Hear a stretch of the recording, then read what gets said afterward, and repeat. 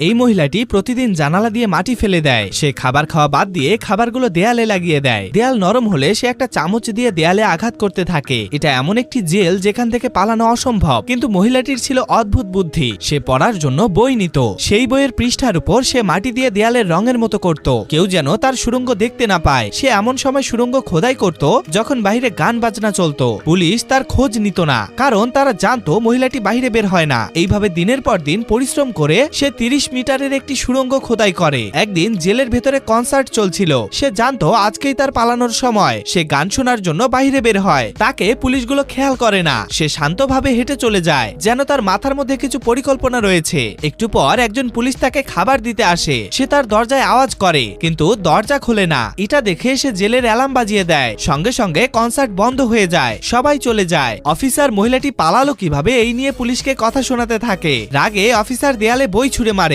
আর তখনই দেয়াল ভেঙে যায়। এটা দেখে অফিসার অবাক হয়ে যায়। অফিসার ভালো করে খেয়াল করে দেখে এটা নকল দেয়াল। নকল দেয়ালের পেছনে একটি সুড়ঙ্গ রয়েছে। এটা দেখে অফিসার একজন পুলিশকে সুড়ঙ্গের ভেতরে পাঠিয়ে দেয়, কিন্তু পুলিশটি একটু যাওয়ার পরেই সুড়ঙ্গ শেষ হয়ে যায়।